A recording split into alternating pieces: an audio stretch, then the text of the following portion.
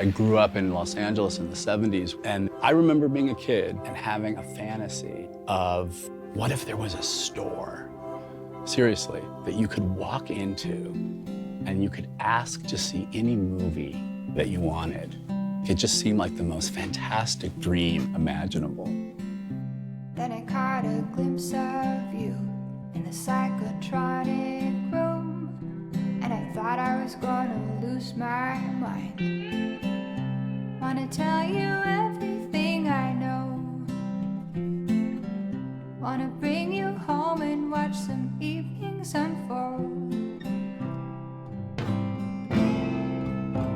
I thought always that people enjoyed video stores on levels that they didn't even know they were enjoying them. Ostensibly, it was about getting a movie, but really it became about more, which is why they stayed popular so long. People liked the company, people liked the advice, talking to friends, talking to the staff. They look to us because we know our collection. We've touched all these boxes. They liked the human algorithm of film suggestions. Bill and Coo, this movie entirely cast with birds that somebody made in the 40s. That's insane. That's awesome. Interaction with this geek behind the counter who knows you, How you doing? who can talk to you, Hey man, have a good one. Yes, absolutely. and who has an investment in the art. By the age of 12, I see almost everything Fellini done.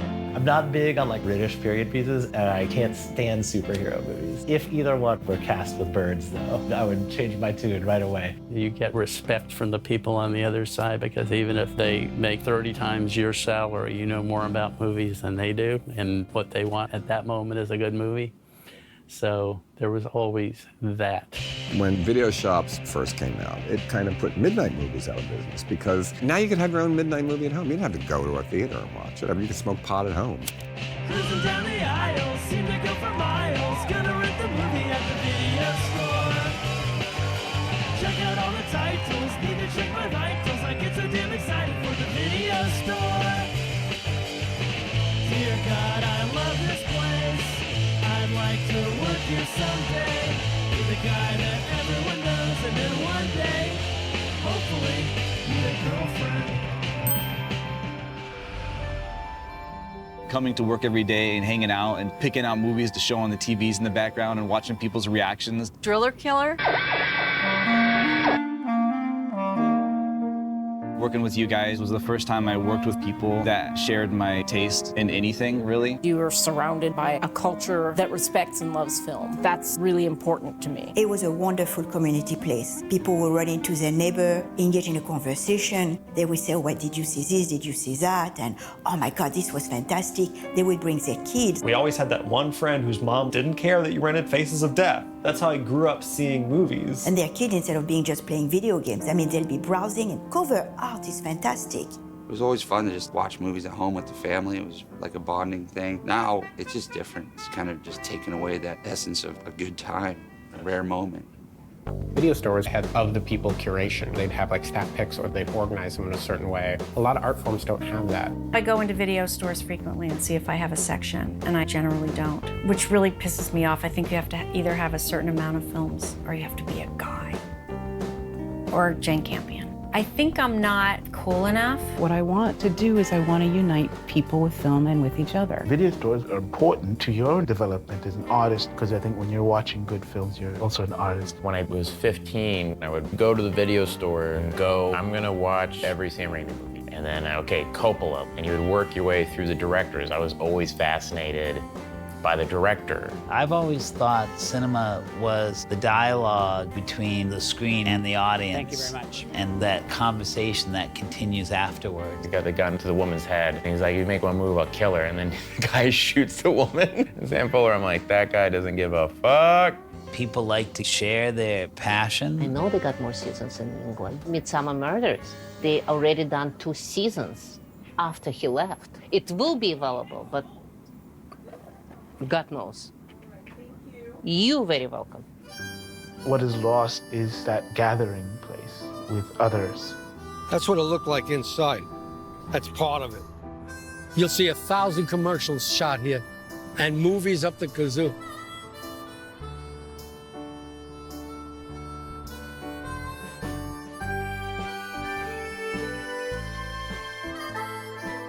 We're standing in front of now what used to be my video store, 46 Henry Street. It was the greatest 21 years I've ever had.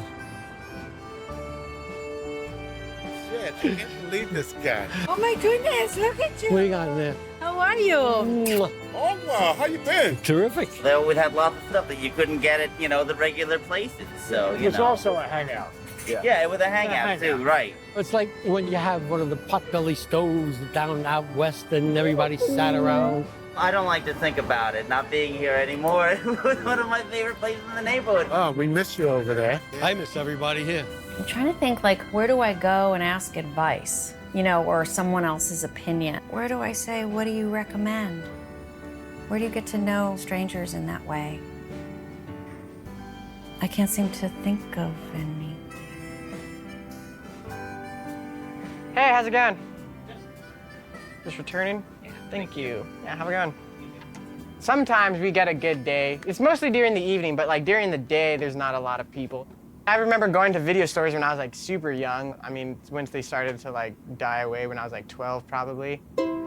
We're La Video in San Francisco. We're the last giant dinosaur. We are open as a community service now. I'm not ready to let it go. We have so many unique things they can't find anywhere else. Netflix doesn't have, Redbox certainly doesn't have, and you also don't find it, on YouTube. Our clientele is primarily like college age to early to mid-40s, and then we have older people who just don't know about the internet. I remember hearing about there's just gonna be this little box you plug in your TV and you can just zap stuff straight to your box and it's gonna take a few minutes to load and then you're good. And we were just like, what are we gonna do? We thought, that's years down the road, and then it just hit. The digital revolution opens us up to changing business models and changing forms. This geek is now just an algorithm, tries to figure out your habits. Because you like The Big Chill, I'd recommend Sallow, 120 Days of Sodom. What do you do now for movies? I just download and watch stuff on the internet. I don't want to know what I'm about. Technology has just changed everything, how people look at movies. People watch it on their cell phone. I hope nobody watches my movie on a phone. I don't mind that. My films look better small. This is the way that the world works. It's like everything is about a simpler, more effective delivery system. VOD, Netflix, iTunes. The Pony Express was no longer as effective as the U.S. Postal Service. I'm a big fan of economic efficiency, and things are moving in that direction. It's a strange history because video stores, they sort of came and went. Used to be a video shop that I loved, then I lost when the devil moved in. And not surprisingly, he was red as he could be, and now I'm blue.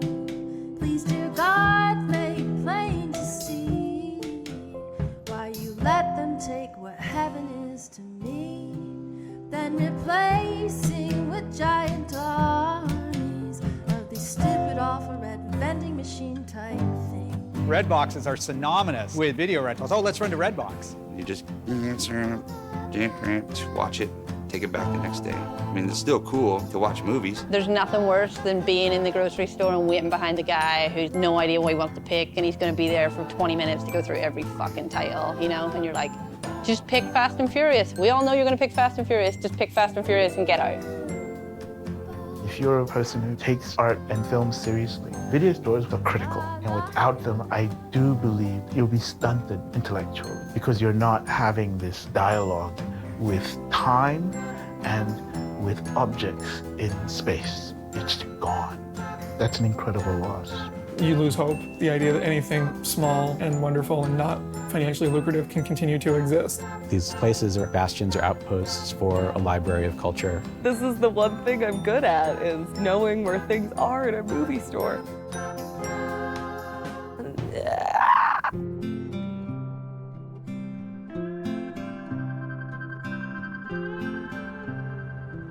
You don't want me in this thing? Yeah. Oh yeah.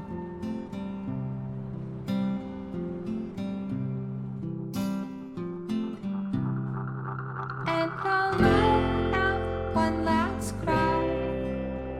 I didn't know what hit my friends, and I went to war for the video store.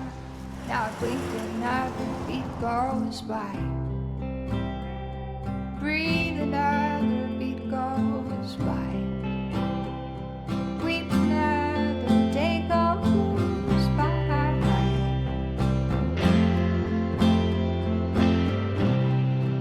hate the idea that there's this future of film where you lack that communal experience. So, whatever. Life is life.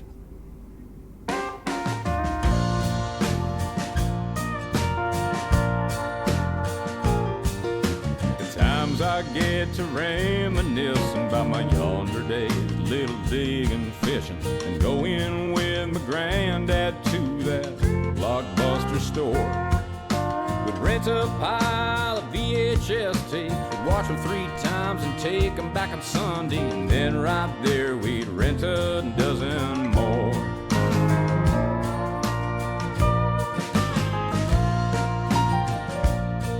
Well, my own personal video store nostalgia emanates from Mobile, Alabama, at a mom and pop shop named a Video Joyride. Well, my friends and me be there often of the night, renting movies, smoking grass in a parking lot, talking more film than a gold darn than a mountain guide. But as much as I care to recall some nights, the salad years of video retail paradise, I done joined a media revolution. For the internet's found a way to say, hey, you can get your content the school knew other way. High definition 1080p resolution. So now I'm streaming video. It's convenient, that's for sure. My ass don't even have to leave the sofa anymore. Well, I like streaming video, and then sometimes I'll download.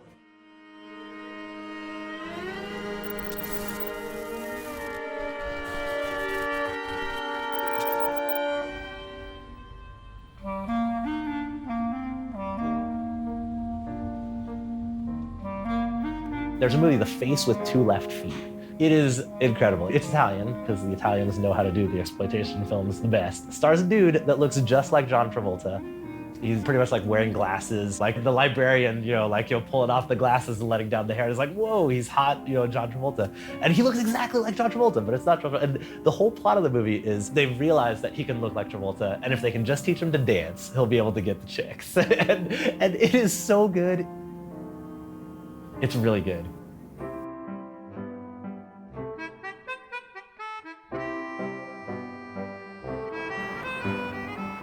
Everybody is really stoked that somebody has decided to actually start a store. On occasion, there's like a little wait, but it's never that line to the door type thing. I would, of course, love to have more business, but the one thing that I do appreciate, looking at the silver lining to it, is that now everybody that's coming in are people that want to be at a video store. Back in the heyday, with those lines, people would get furious about late fees. I've seen a grown man come to tears because his reservation of Monsters Ball wasn't there, Those sorts of depressing moments don't happen anymore. I've actually gotten several other video stores have reached out to me just to wish me well or offer some support. The biggest support of which has been from Barry Solon and Annie Solon, who own Video Americaine in Baltimore. They're currently, sadly, in the process of closing the last of their stores. The final store, the store where Serial Mom was shot, actually. In Serial Mom, we had jokes about where you killed people that didn't rewind. People won't even get that joke anymore, what that means. That whole community of the video store. It's like when talkies happen, just everything changed and it's not gonna go back. There's like these death knells when you own any type of business. Like when you call your paper company to buy the computer sheets to run the transactions on, and they've gone out of business. I am totally respectful of the fact that people talk with their feet, and you just have to, as a business person, you have to adjust.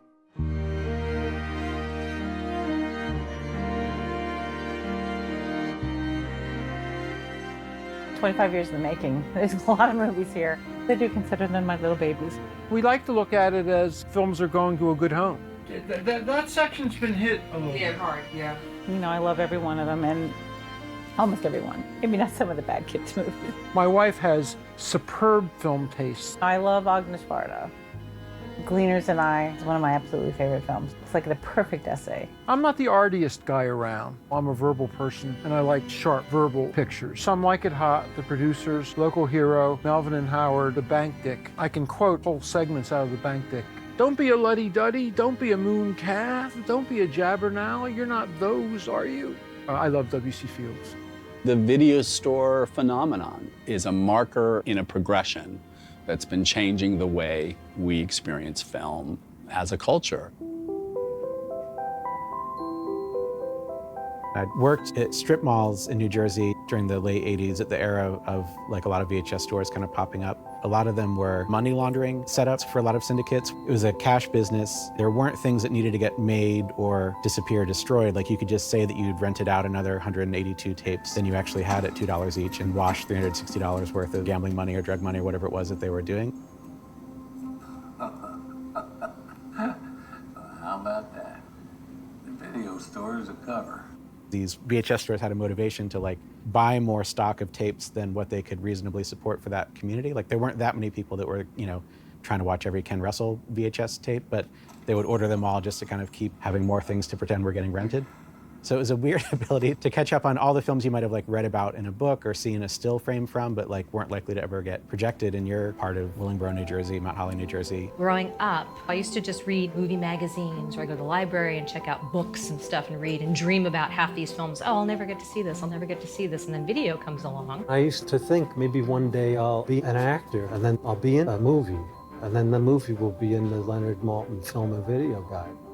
I just didn't put the thing down for years. Video Hound, Hollywell's. I haven't cracked this open in a while. Michael Weldon's book that led me to Danny Perry, working my way through his books. My name is Danny Perry. My first few books which caught on were Cult Movies 2, Cult Movies 3, and Guide for the Film Fanatic. My goal was to get highbrow people and lowbrow people to all seek out the same movies. And the video store allowed you to do it. Malinoche. It was the first film that I'd made. Played mostly gay film festivals, which were somewhat new.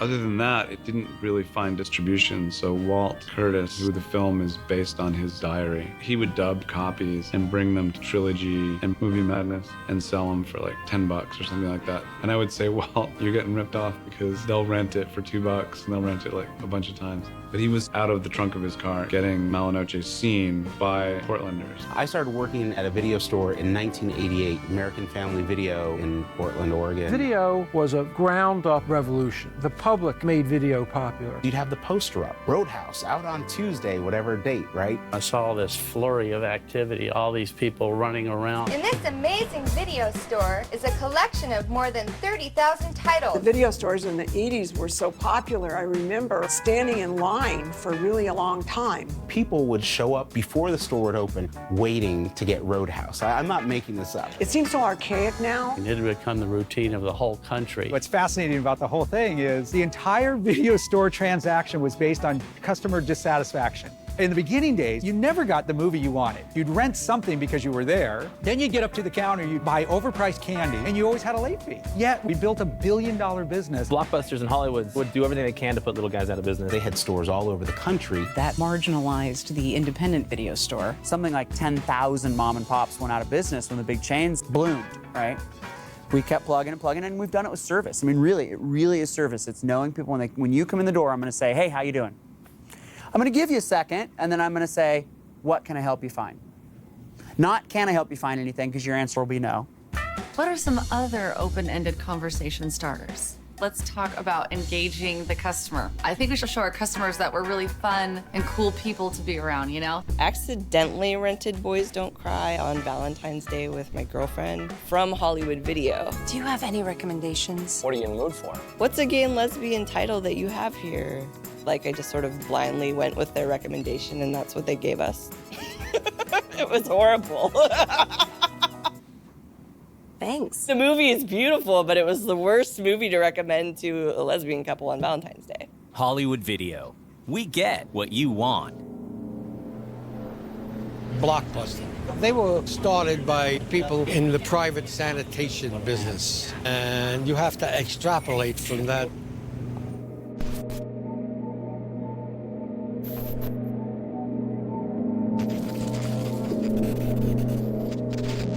I was probably there for a month and a half, maybe, before it transitioned.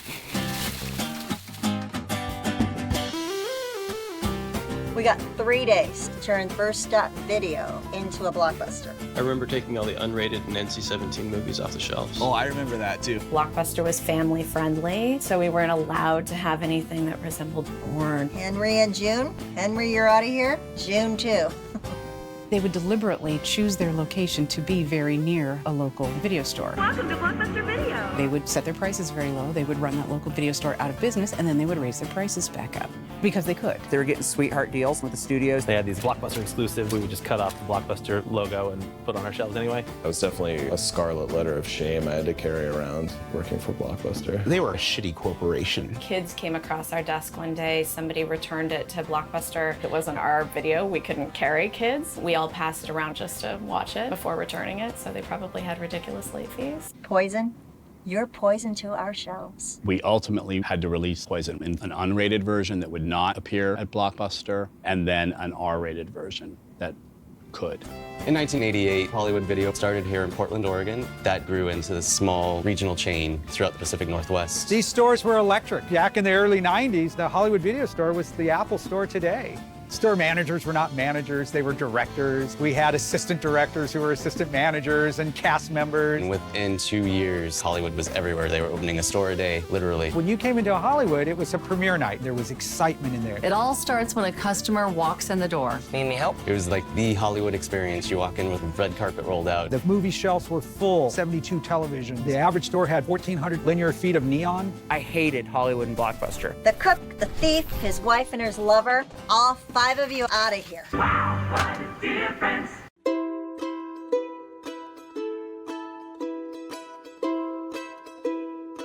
From 83 to 2003, video grew, barring cyclical change. Back in the 80s, pizza and video was a huge thing. Tanning beds, it was the same thing. People are coming in the daytime for the tanning bed, and then at night they're coming in to rent their video. The whole video business was a weird business. I grew up in a family that owned a video store, and upstairs was a snooker hall. We owned both. The first video store that I recall was a store called Honig's on Webster Avenue in the Bronx. It was a furniture store, and then come 1980, they opened up like a video department. Within the furniture store? Yeah. It was called Great American Video initially, and then when I added espresso, I cleverly added and espresso. We have everything from lattes to kids' cocos to smoothies. I get a pretty big discount on coffee when I come. I almost come every day just to pick up a coffee drink. Free drink on shift when I'm here. The minute I put a drive-thru in, it exploded. Espresso is now 60% of our business. And then I've added ice cream, 2 kinds, regular ice cream and then Italian ice. It is made dairy-free, it's cholesterol-free. Some of them are all natural. Blue raspberry is hard to make all natural because there's no such thing as a blue raspberry.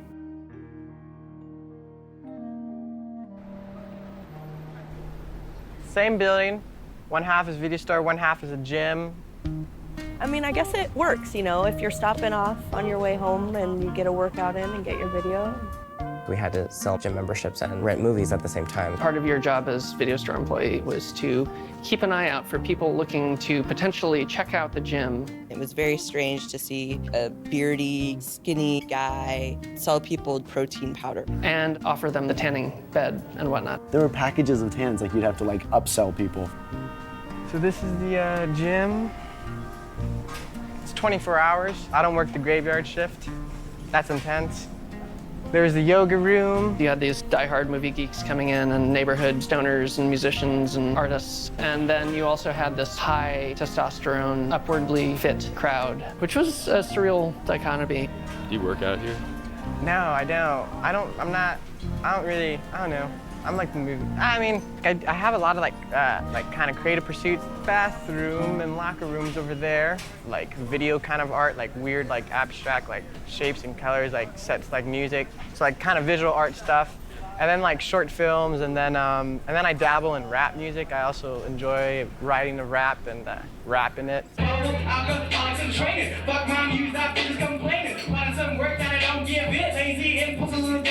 I wish I could become like more focused in my creative pursuits, but yeah.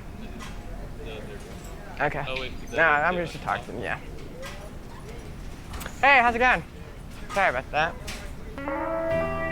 We carried the movies that Blockbuster wouldn't touch. That was the stuff we wanted. So it kind of became my mission to seek out the worst, depraved grossest, anything that they weren't gonna have. It became a thrill to up the ante constantly. Italian horror stuff, to the Asian cult stuff, to really scary German mortician films. The classics never die. Let's head out to Movie Madness in Southeast on the corner of 44th and Belmont. In business less than a year, Movie Madness is becoming well known as a great place to find psychotronic films. A lot of people ask, what's psychotronic? Well, psychotronic deals with the B-title movies, the obscure, the weird, off-the-wall films. For example, Eraserhead, that's psychotronic. We say cult or psychotronic. Those are the movies that broke all the rules, catered to the weirdos. The cult section, it's a lot of different genres in one. Cult meant something different in each store. Best way to describe it is just sex, drugs, and rock and roll. So it kind of expands or contracts depending on the store. Bringing together all these films from different genres, bonded by the fact that somebody is always championing them, not only seeing those films many, many times, like people did with Spinal Tap, but they also spread the word. Those cult movies were made before there was a video store. Before video, it was a midnight movie. Just looking around and seeing all of my favorite movies. Faster Pussycat, Blood Feast, Meet the Feebles. Finding all of those together taught me more about filmmaking than Citizen Kane could, or The Godfather, or anything, the things that were so far out of my reach. Cronenberg just moved up here. The director somehow got into my mind or got into my heart. We've got it all. Jesus Franco, Doris Wishman, another important lady of smut who paved the way for a lot of, I guess, Catherine Breillat. There's actually not too many ladies of smut. I never had a cult section because I feel like all my movies are cult movies, or something like that. I feel like I've broken up my cult section into like various cult sections, I suppose. All these movies have something different where people just zero in on, and it's always a very personal thing. We like that movie, The Taint. Have you heard of that movie, The Taint? Wild beasts, animals in a zoo get PCP in their water and go on a rampage. Ray Dennis Steckler, we got John Waters, obviously. I'm happy to be in the cult section, but when you're pitching a new movie in Hollywood, you would never say the word cult, because in Hollywood, cult means that 12 smart people liked it and it lost money. John Waters, he was the one that drove down that door and said, no, film can be ridiculous and trashy and horrible, and at the same time, speak volumes about the human condition. But no matter what you want in unique videos, you can probably find it at Movie Madness. When I first came to Portland and discovered Movie Madness, it completely floored me. I was overwhelmed. It's a whole room, floor to ceiling, wall to wall, old movies. It was like that scene in Moscow on the Hudson where Robin Williams sees the wall of coffee for the first time, and he passes out. We specialize in a great selection of classic titles, foreign titles. I first went to Movie Madness about 1996. I was finally finding so many movies I'd read about for so long, and I had to wait in line forever with a stack full of tapes. And the employees were watching Brian De Palma's Scarface, and it was the chainsaw scene. The guy's getting cut up with the chainsaw, and there's blood everywhere. And there was this little kid standing there staring at the screen with his jaw hanging open. And I was like, this place is awesome. Movie Madness is a state of mind. It's owned by a guy named Mike Clark. Tell me about your place here. Well, I've got one of the best video stores in Portland. Home video was invented for Mike Clark. Businessman who truly has Movie Madness. Back in the old days when video first started coming out, I used to go to like 4 or 5 different video stores to get what I wanted. If I wanted classics, I had to go here. If I wanted a good foreign film, I had to go to another store. I said to myself, wouldn't it be great to have a video store where everything was in one building? I started doing commercials. Consider, if you will, the sole survivor of a global nuclear war.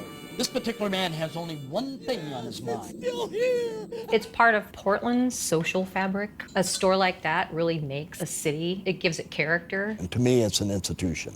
Not only the collection was extraordinary, but the costume collection. Mike bought his first costume at a Godfather memorabilia auction in 1994. He's a collector of memorabilia. The dress, worn in The Godfather Part 2. I really wanted to buy that dress just to have it on display at Movie Madness, just to show my customers this is what a costume looks like up close. They have props from old movies. Tell me about this one back here. This is Orson Welles' jacket that was used in the movie Touch of Evil. And the ear that once teemed with ants in Blue Velvet. It just distinguishes this store from any I've ever encountered in my days. And I came from New York. And so, another sun rises over fabulous and mighty Manhattan, where visitors by thousands seek out historical landmarks on its placid streets. Oh, I wish it was still there. That whole block is completely different. That particular store on Greenwich Street, or was it Hudson? I think it was Hudson, and it was next to the Hudson Diner. And there's not enough diners either in this town. Those are going away. It's like you can't just get greasy eggs anymore.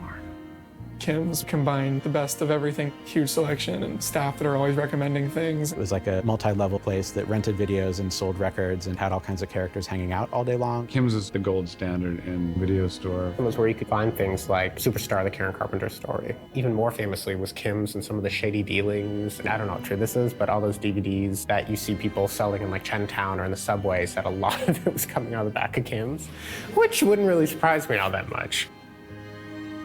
Can I get a plug-in for Allen's Alley, my local video store? Allen's Alley was great. When I first got Saturday Night Live, I discovered that place. Allen's Alley. It's on 9th Avenue between 22nd and 23rd. The places on either side of it have changed over many times. One diner to the next, one barbershop to a picture framer, but Allen's always there. We've been open 24 years. I've lived on the block for 23 years. We did something different, you know.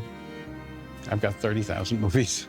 You know, we have things that people might actually want to watch and not feel like this is what we have to do on the weekend. People just went in droves and got the new releases, and half of them were miserable.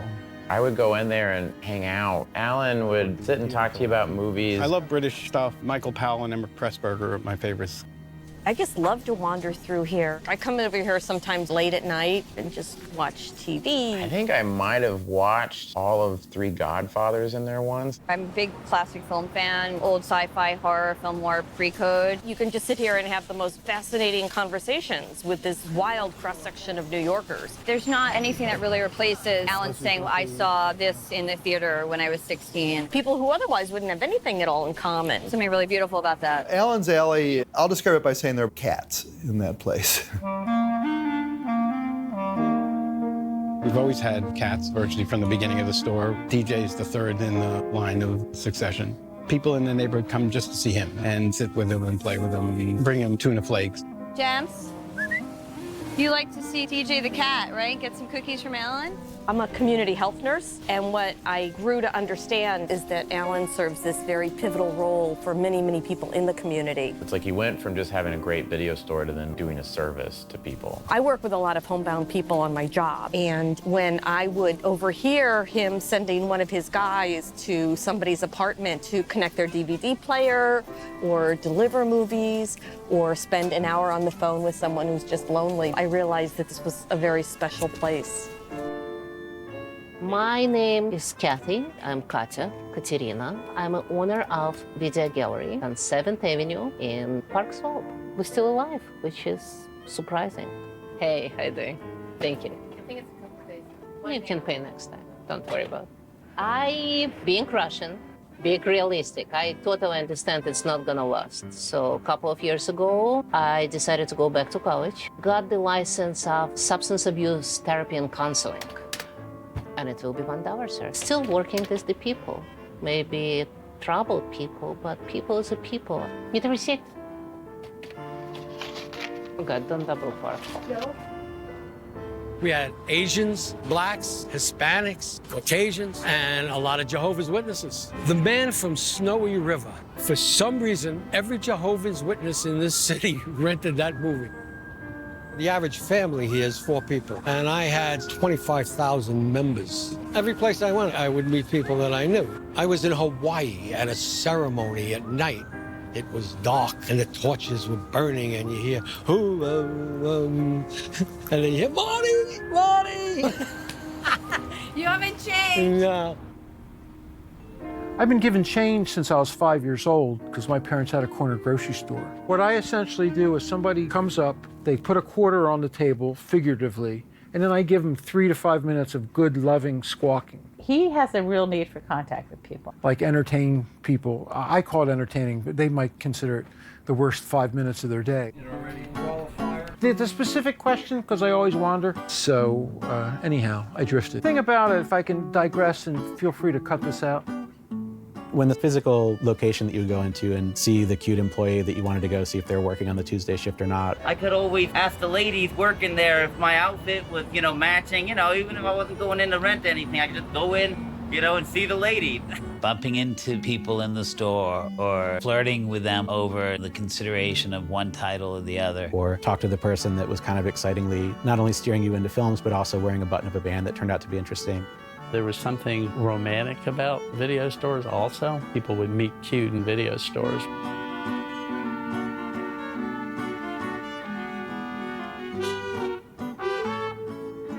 Also, you have to remember, video shops were like, people had sex in them too, I remember when she worked there, but she never gave me the time of day. But then we met officially years ago at a bar, and a friend of mine was like, that's the Movie Madness girl. So he was talking to you, and then that didn't go well, so then we had to go. Yeah. Hit it off because of movies. Yeah, because of movies. Yeah. We were talking, and I had said, William Wellman, he's my favorite director, and have you seen this and this? And he's like, oh, she really does know movies. Yeah, who says William Wellman is their favorite director?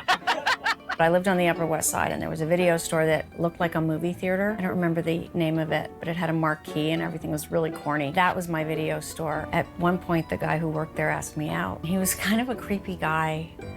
And I came up with the excuse that I was busy, as I was taking the video home on a Saturday night. Clearly, I wasn't busy. And that's how that ended up in Walking and Talking. Doing most of the editing now, and I've hired a couple new people.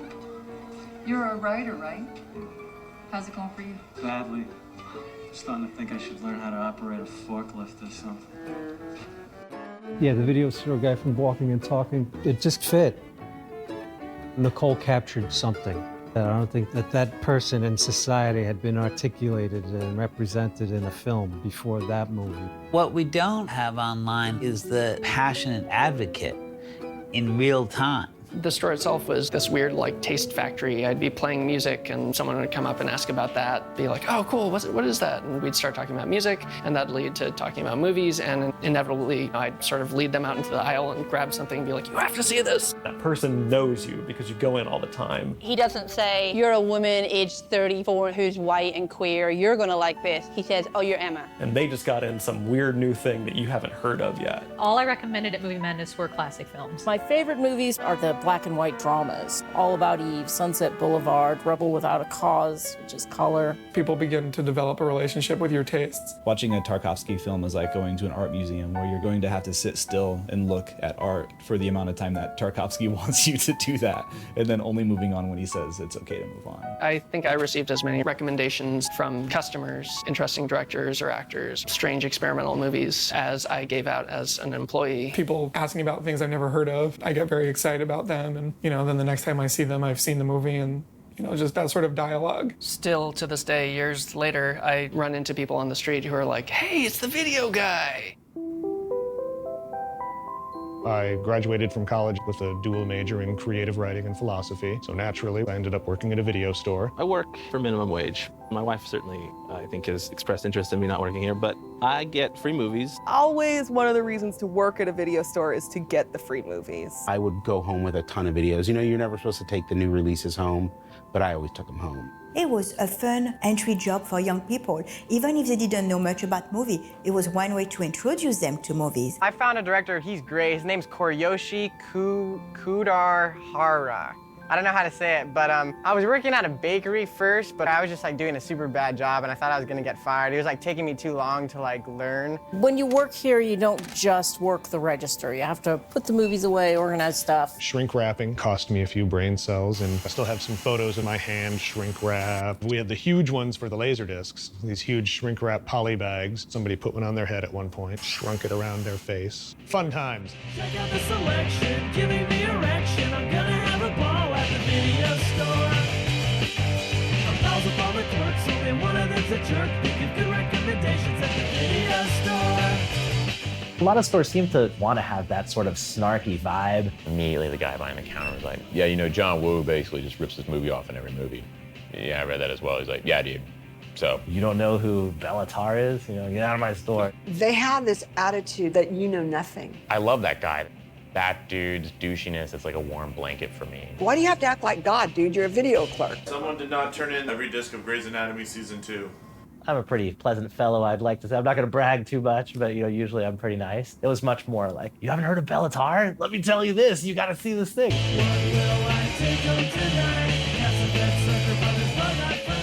Have you seen Fast Walking? Chungking Express by Wong Kar-wai is my flat-out favorite movie. The movie that I recommend to everybody all the time is this movie called Fear is the Key, an action film with Barry Newman, who was also the star of Vanishing Point. A little scene film based on an Alistair MacLean book. Also has Ben Kingsley and Ian McShane in it when they were just starting out. Really terrific movie. And never available in the United States. Yeah, that's true. We only have it on an import DVD from Europe. The Howling 2 had Christopher Lee, and it was fucking bonkers. That movie is on drugs, more so than Exorcist 2. Exorcist 2, actually, I don't mind as a movie. It's bonkers. Scorsese likes Exorcist 2. That's right, I know. He likes Exorcist 2. I'm being that guy now. You know, Scorsese likes Exorcist 2. VHS, DVD, Laserdisc, Blu-ray, Betamax.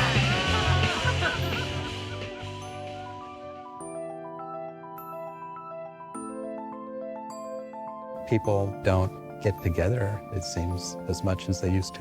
I don't know where people, I guess, well, they still have coffee shops, of course. That sort of community that is kind of slipping away now that there aren't these like hubs or places for those people to congregate or spend time together or share interests or communicate with each other. We started in a time where all the energy in retail was online. And we started with a website, and then we realized the importance of a physical store. It's a home, it's a community, it's a hub. I think online retail has a lot of benefits, but it doesn't make your day. When you come into our store and you interact with our staff, it makes your day. It's the best part of your day. That's how it should be. Fifth stands back.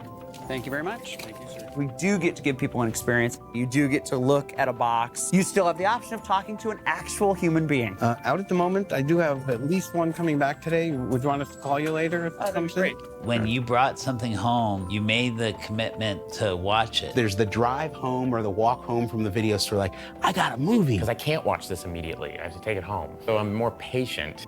I'm gonna go do other things before I get a chance to watch it. And because I took it home, psychologically, it's more of an event. It's like we're sitting down and we're watching it. I just rented something last night, which was Heart of Glass by Werner Herzog.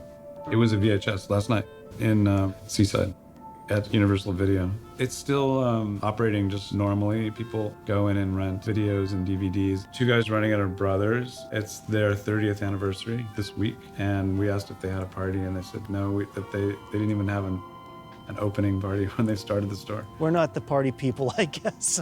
Back in boom days for video stores, we used to get lots of these stand-ups. Every week we'd have 6 or 8 new posters to put up. The supply of those just seems to have dried up.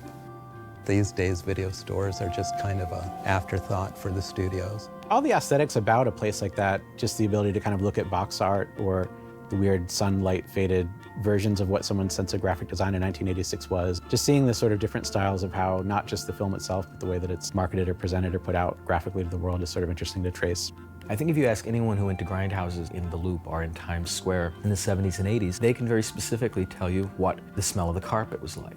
They'll have one or more stories about a madman who broke things up or which grindhouse had the best marijuana. This is not about the movie, but it's about the movie-going experience. The Umwelt, I use a German expression, the Umwelt, the world of that experience. The viewing experience is a physical thing. It's about the world you live in. It's about passing a theater and seeing the sign. That's my favorite part is the atmosphere of going into a place. I always liked the smell of video stores. So it's musty and each one's a different must. But with Videorama, it was like that and sweat. The wafting smell of sweat and feet. Allen's Alley, you go in there and you come out kind of dusted. It's such a cluttered wreckage of beauty. You got this feeling that it kept going back and back. Oh, it's filthy. That perhaps some employees have gotten lost in there and have not ever come back. All the DVDs were kind of the first thing that hit you. And then you would go to the back and just discover stacks of VHSs. That's where I hung out, because it brought back a lot of memories, but also I would find films that I had forgotten about. Out of Bounds with Anthony Michael Hall, I remember was one that I rented. When you had to work to find a thing that you had an interest in or that you fetishized, then you found it more valuable, and everything about the experience was valuable. Going to the video store and suddenly, oh, there's a copy and I can hold it and touch it. That was because it was rare. What is a movie now? It's just a bunch of pixels being shunted through the internet. It's, what's the tactile, environmental aspect of it. It's still an artistic creation that you're consuming and ideally being entertained and edified by, but in fact, it's just, it's in the ether.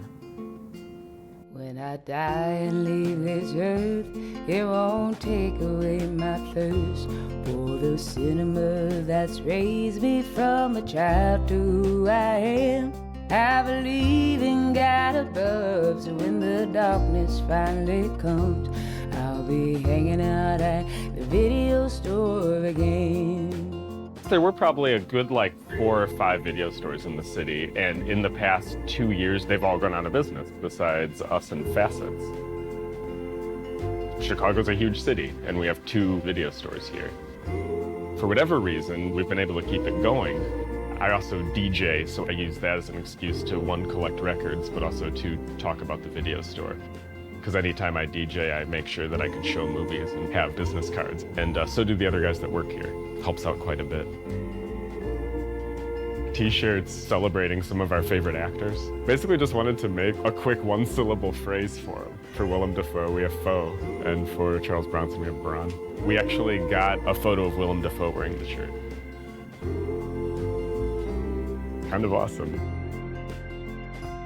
In my heaven there will be a glimmering facsimile of the greatest movie sanctuary to which I've ever been. I'll get old and pass away, but don't you worry, I'll be okay, 'cause I'll be hanging at Scarecrow Video in heaven. There's this feeling that Scarecrow is its own separate living, breathing entity that we're all trying to protect. We're doing everything we can to not let the evils of the real world screw up what this Scarecrow thing is. It's got a soul, it's got this existence that's beyond all of us. We have revamped our buying, we have controlled costs the best we can, we have, looked at every aspect of the business trying to figure out what is it that we can do. But right now, Scarecrow's not supporting itself, and it hasn't in years. And if you need to come in, that's right, you can come in if you like. Okay. It hasn't for a very long time. And if we can't figure out a way to turn that around, we don't have much time left. Scarecrow Video is the best video store in the world. They have a vast collection. Going in there is just a heavenly experience. We pride ourselves on having about 30,000 titles, but I always tell people that sounds like a lot, but Scarecrow has 4 times that. I love just visiting Scarecrow. As I said, it's like walking through your mind. Letting it go is like having a chunk of your brain getting blown off. Our stock and trade is that you can get pretty much anything that's ever been put out on home video anywhere in the world. We have so many things that aren't on DVD, things that are only on videotape. There's just anything you could want here. I've spent a better part of a decade here, half in my apartment and half here. I have it memorized. Somewhere there's somebody who wants to see that one Betty White exercise tape that she put out in the 70s, and we've got it. Everything's broken down into some pretty esoteric categories. It's not enough just to have vampires and zombies, and we do have those, and we've got serial killers, but then we've got the little bastard section. That's about anything small that might want to kill you, like a leprechaun or a puppet master or something like that, or Chucky. The Ghoulies, that would be in Little Bastards. My style, where I just, group everything crazy and want people to explore that way. I mostly just sort of free associate when I come in. I guess that's the way I kind of experience it. Here's Middle East, India, all of those cool movies from Iran and Israel and Bollywood. Different types of exploitation, like Godsploitation, Hicksploitation. There's disaster films and there's nature gone amok, which are like killer animals. Sleazy thrillers, that's a big section. Those 2 sections used to be in one section called Vengeful Acts of a Wrathful God, but it got too big and we had to split it in half. Bikes, cars, and the cops who chase them. There's something about looking through all of these DVDs and VHS that uncover things that you wouldn't know that you wanted in the beginning. Funny, because when you have a row of videos, it really stimulates your creativity in the way you see the world. You'll see like 2 titles next to each other, the juxtaposition. You find a reference to places or things or people. Like civilization, cross-section of human history. Visiting a video store is not just discovery, but it's mostly rediscovery. You watch something like, for example, Rebel of the Neon God, this Taiwanese film. You watched it in 1992, and you weren't that impressed by it. A bunch of kids riding motorbikes. Time goes by, and then you read that China has reclaimed Hong Kong. And you start seeing China's impact not only on the economics, but its impact on the art of the region. And then you realize, because you didn't like it and you didn't quite grasp it, you forget Rebel of the Neon God, you forget it. And then one day you're walking through the store, and then you pass by it and you realize you did not watch this film correctly. This is just before China becomes the second largest economy in the world. And then suddenly the whole film had other doors that were just completely locked to you, right? And then you go and watch it, and suddenly it's full of color. And if that thing is not physically out there, it's harder for that re-encounter to occur. I think everything you're exploring in this doc is about our slow sliding away from the materiality of various kinds of mediums. And there's a scene in Velvet Goldmine where Christian Bale gets the record of the Bowie-esque artist, and he takes it home and he opens up the gatefold record and there's such sensuality associated with the material component. The first time I saw Cannibal Holocaust, the fact that it was on VHS with like a Xerox cover that had been made in the store, added something to that movie. When you're physically holding a DVD, I just like the moment of holding it and spending time with it, just as an object in the store. I think a relationship requires a level of physical object. Otherwise, it's just consumption. What were the ones called before, the ones that looked like a record album that was a Laserdisc. Laserdisc. I never even had a Laserdisc player. Marty has also kept his whole Laserdisc collection. That Raging Bull Criterion disc was a big deal. Yes, that was one of the first really intense commentaries that Criterion did, I think. It was a lot of fun. Criterion made great Laserdiscs. Too expensive. I still have a lot of DVDs in my life. I was happier when I bought DVDs as opposed to buying the digital file. Well, it doesn't feel like a piece of art. I like having a piece of art in my house. Nobody buys DVDs anymore because what happened was I think people bought so many and then they realized they had never taken the cellophane off them. And when the recession happened, it was the first thing they cut. I love to own shit. I mean, I'm an American, goddammit. I own all of the James Bond movies on DVD.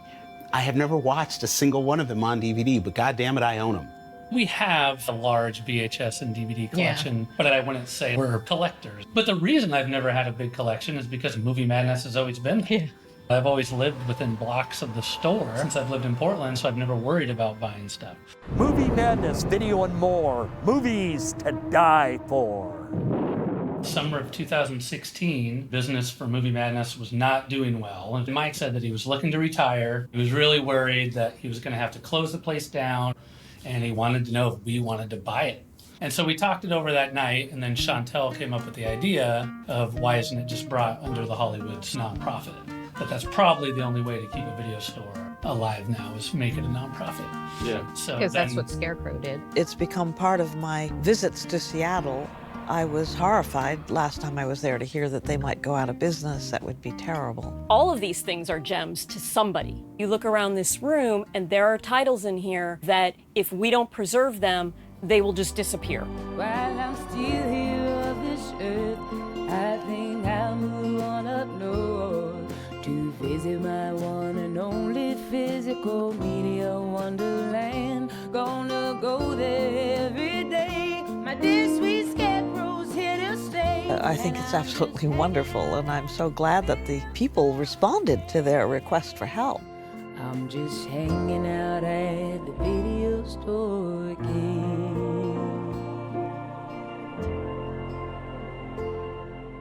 If you're old enough to remember Photomat, where you used to take film, in 1990 or so, somebody got the brilliant idea to open up Top 40 Video. And they put the Top 40 renting VHS tapes in these Photomats across the country. They had 1,500 outlets.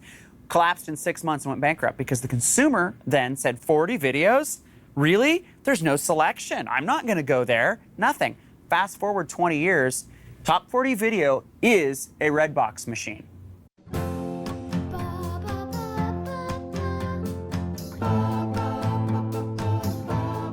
All of a sudden, we had kiosks in the landscape out of nowhere. And those were very cost-effective, easy to operate, and made competition very steep. Talking of corporate Goliath versus small business, it was a joint venture between Walmart and McDonald's. Their first test markets were in Denver, Colorado, and everybody in the industry laughed at because they were $1 transactions and they were in McDonald's. They undercut the market with zero overhead, with very small selection. Selection is horrible if you're a movie buff. Why McDonald's was interested in the red box is they saw a 6% increase in hamburger sales in every location that they put one of these red boxes. We started to see a massive decline in our revenue. Where it has hurt has been new releases. That's it, they're new release machines. Nobody's going online and say, let's meet at the red box. It's not a great experience, but if you've only got a buck, you know, that's not gonna stop me from eating. It is convenient to go to a box that's at your 7-Eleven. You're getting your Slurpee anyway. You just walk outside, now there's 20 movies I can pick from. I don't know about you, but I've had about enough of this automated crap. Robot kiosks must die, the revolution's not. I'll stick you in the eye and say that you video stores just might rebound. I'm satisfied that all I have to do is just burn the red menaces to the ground and restore the peaceful order of my once beautiful town. Maybe kids in the future are gonna miss the experience of going to Redbox. Could you imagine that? Like, gosh, I miss being able to go to Redbox and pick out a movie with my mom. Like I said earlier, the video store was based on dissatisfaction. And now suddenly the industry was changing and it was all about convenience and satisfaction. You could get it, you could return it to any box. You went into Netflix, you built your queue. Whatever showed up, yeah, I want to watch that. It would show up in the mail, you drop it back in the mail. We got desperate, so we tried to get more and more out of a shrinking base of customers. The register is a perfect place to suggest add-on sales like snacks and gift cards. Which even made that experience worse. Toward then it was like anything to get people in the door. We'll guarantee everything, just come in the door. Value and convenience. The end was near. Some say online delivery systems with their fancy pants and algorithms can't never hold no candle to the rental outfit of your. Well, them folks need to open up their goddamn eyes. All the blockbuster stores done drop like flies. There are all these different options of accessing movies that rigid video stores were not part of that mix anymore. The stores were getting old and tired. You go into mom and pop stores and there's like a sadness when they're closing, but it's like bittersweet and you want it to end nicely. You go into Hollywood or a Blockbuster and that stuff is so ugly when it's going out of business. Like, it's ugly to begin with, but it's a different kind of sadness when you walk in and you see those overlit rooms and it's just like barren shelves with just the garbage left. As a flip side, I will say that the Blockbuster in Hollywood did what they did pretty well. You know, they brought in the most commonly loved fare, and you didn't have to be a movie nerd to walk in there. Oh, hi, Kristen. How's it going? I'm babysitting again this weekend. Babysitting's such a drag. We're kind of lucky that we outlasted Blockbuster and all the other neighborhood stores, because now what's left of people that still do go out and rent are coming here. Now our competition is people's laziness. Now my Apple TV's in the John Wallopy. I check the Netflix queue while I'm going number 2. We really pushed our customer out the door. We pushed them to Redbox, we pushed them to Netflix. That was a missed opportunity to approach a customer, the first step in selling. And so the death of the video store was really suicide. The innovation part of it just got lost. Now we're just streaming video. Shit's quick and easy, yo. Cyberspace is my kind of place when it comes to watching movies and shows. Streaming video, it's the only way I roll. So let's give a big nod to the broadband god and say goodbye, video store. Goodbye, video store. Goodbye, video store.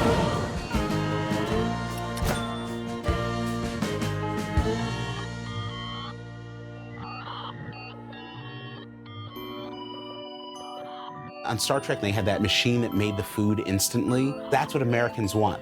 I want the Wendy's Baconator right now. And then there, it's in front of them. That's what they want. Give it to me right now. If you like that, you like this, and you don't know what you like what you know. The business always dictates the art, driven by the technology. It's not a bad thing, streaming. It's nice to just not have to leave your house or even put on pants. Everything changes, you know, it's just one long continuum. I remember when we first opened in '83, video stores were blamed, at least partially, for running all the drive-in movie theaters out of business. And I'm sure we were a factor. Video stores feel like the drive-ins for my generation. You know, they feel like these things that everyone went to as kids, and then they're sort of doomed to exist as nostalgia. The best part was the kids. You know, for 21 years, you watch your kid being born, and 21 years, they're married, and they're bringing up their own families. He looks exactly the same. I wish that was so. No, it's true. How are you, Senator? I'm good. We had children come into the store in utero, and they're now past grad school. We've watched families grow up, and we've hired people that couldn't see over the counter when they first came in as renters in their families, and they've worked here. And so we've hired a lot of neighborhood kids over the years. We feel sad that, you know, the kids that are barely up to the counter now, we won't be able to see them through grad school, you know? That can't be yours. I know, right? I moved into the village, I got married. Oh, congratulations. Yeah. You can't get married, you're only 11. I know. This is the only thing I'll probably say that actually brings a tear to my eye. To have watched these children grow up has great meaning for me. Hi, Roxy. I'm Marty. I'm the best. We feel like we had a real hand in them becoming film literate, finding film culture and film culture that spoke to them. There are certainly movies that were introduced to me that really changed the way that I thought about the world and my place in the world, and it was a movie that did it. The kids that I hung around with, kind of the weirdos, they weren't the popular kids, they were all lovers of unusual movies. That was the uniting thing. Heavenly creatures really disturbed me when I was really young, and I got really upset because I related to them, but then I didn't want to kill my mom. I was like confused about that. When I was growing up, my dad was really into gonzo exploitation science fiction, and he had no qualms with me watching these movies with him. So like, I could just always watch whatever I wanted to. I was allowed access to the top shelf, which was all the over 18 stuff you shouldn't have been watching when you were 8. The kids at school would be like, you know, their parents would only let them watch the Care Bears or something, and I would come to school with stories about what happened to the guy who fell into the toxic waste vat in RoboCop, and they would just have their minds blown. And that made me cool, because no other 7-year-old was allowed to watch, like, The Exorcist. Well, I wasn't allowed to watch it either, but... Where we lived, it was just this small town, and you can escape by watching something cool and knowing there's other worlds out there. Like, this is not the end. My idea is this. I want to be a place for fun. That's what we are. We are a place for fun. Bring your family in. The kids have a little slide to play on. TV to watch movies. I've got this area, the quiet area, where you can study or hang out with your friends without speakers or TVs in your face. So, I mean, that's what we are. It's fun. I don't see it lasting forever. I think eventually everybody will have internet. So I don't know. I could picture 10 years, but only if we keep this Italian ice thing. That's going to be huge. It's blowing up. When I get a big enough volume, I'm going to add frozen custard. I got really into these hand-painted Ghanaian film posters. They're actually painted on flour sacks by African artists. And they would go to small towns throughout the Ghanaian countryside and turn like the village square into a movie theater. This started in the mid-'80s. The paintings were used to advertise the movies. Found a guy in Greece that sold them, started saving all of my money with the idea of possibly adding an art gallery to the store where I had these for sale. Business is good. I could see us staying in this as long as they are making some physical, you know, a disc or something for us to rent out. In 20 years, when every bookstore and every video store and every record store has closed, people are going to realize how big a part of their lives those things actually were and how sad it is that they're all gone. Most of these films are not available online and never will be. The Hollywood Theater is in a unique position to save movie madness, save this collection. And everybody was like, oh, that's such a great idea. They all said, I love movie madness. I haven't been there in years. But then the thought of it going away, it was amazing how many people got emotional about that. And now it's time for me to say goodbye. But we did it, we hit it. It was incredible. In like 10 days, we hit the Kickstarter goal. We're going to fold it into our nonprofit. We're going to create a community space out of it. We're going to create a screening room. We're going to add beer and wine. We're really going to reinvent the modern movie store experience. Movies are so much a part of our being. Having anybody control what you watch and when you watch is a really terrifying idea. All of these stories need to be available. People need to know that they have access to them, and if they want, they can watch them. Heart of Glass was the film where Herzog had hypnotized everyone. Another one of my favorites is Strotzek, which is Herzog's take on the American dream, or lack of same. Herzog, I admire his interview. He kept them on a point, you know, like this. It was the question. Don't go on the right, don't go on the left. You need to answer. And he done it so brilliantly. I even put it a couple of times back just to see how, and you can see it's not like takes. No, it's just one shot. It's in jail. You don't have takes in jail.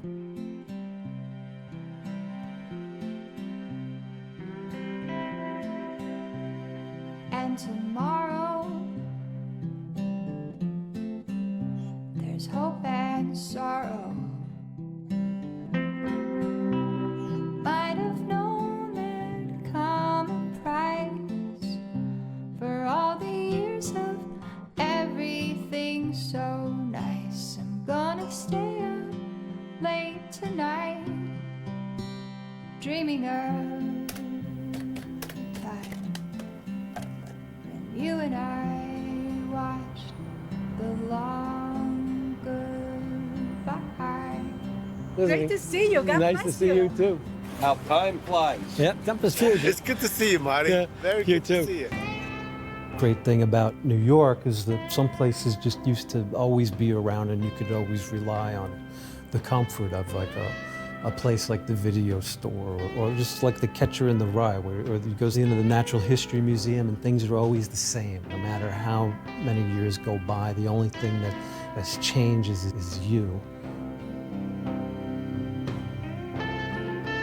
Everybody says, well, what are you going to do now, Barry? What's he going to do now? He needs to be with people. If he isn't around people for 3 days straight, he goes kind of crazy. And so we're going to have to figure out how to make that happen because if he doesn't have the contact, it's going to drive me nuts. I wouldn't be unhappy if I just spent 4 or 5 years working at Costco. Charles Lawton movies, I think he's the best screen actor ever. Watch Ruggles of Red Gap and Mutiny on the Bounty. They're both in the same year and be like, that's the same guy. It's insane. You're like, that's the same guy. I always keep an eye out for you. You know how fast I walk. If you see me, catch my eye because you know what I mean. So I'll scream at you. Please do. Okay. So glad to see you again, Marty. Good health. God bless. Thank you. Be well.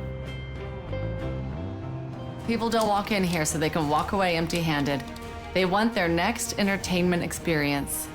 They just don't know it yet. I swear my goal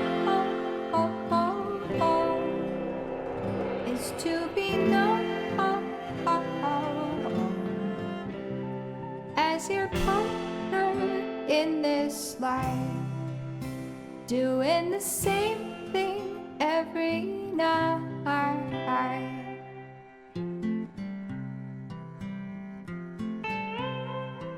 We met before at the video store.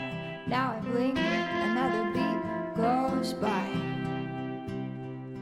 Breathe, another beat goes by. Weep, another day goes by. This used to be my store. That's why we're here. It used to be a store. It was a video store.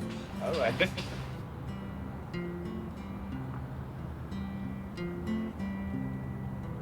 My uncle, a balloon ascensionist, Effingham Hoofnagel, took a chance of jumping out of a plane and landing on a pile of hay. Had he been a younger man, he might have made it. All right, thank you very much for the purchases. Yeah, we're trying to sell these. Yeah, totally. Thank you. Yeah, you too. Esteban. Ah, nice to meet you. Bob. Oh, cool. Yeah, definitely. All right, see you guys. Thanks. Hey, how can I help you? Candy, soda, popcorn, shoot to kill and firstborn. You can get it all at the video store.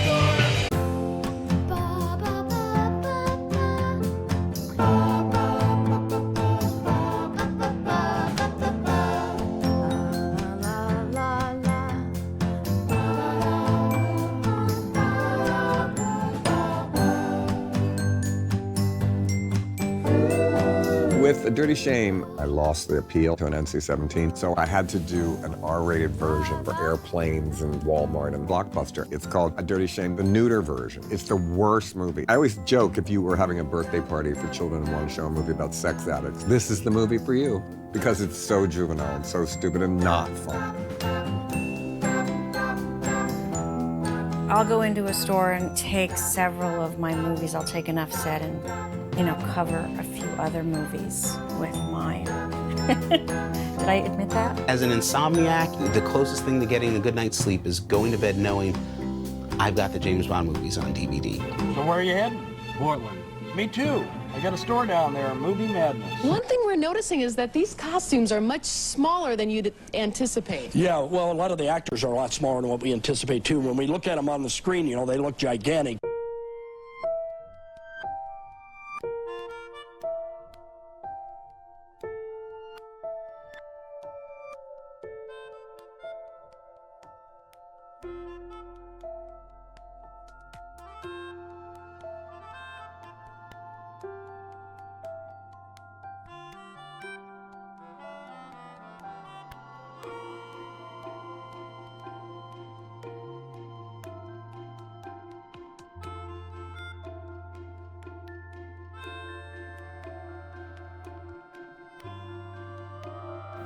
Did you ever see Hush Hush Sweet Charlotte?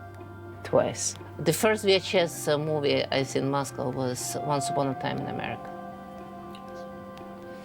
It was horrible quality.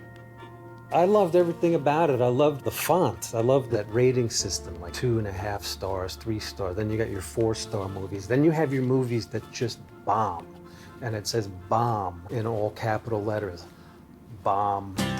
So the guy falls into a toxic waste vat, right? And then he comes out of the toxic waste vat and he's all mutated because in the 80s, that's what we thought happened if you came in contact with toxic waste. And obviously there's a high-speed car chase that intersects with his stumbling away from this toxic waste vat, and he just explodes on contact. Probably one of the most memorable moments of any science fiction or action film.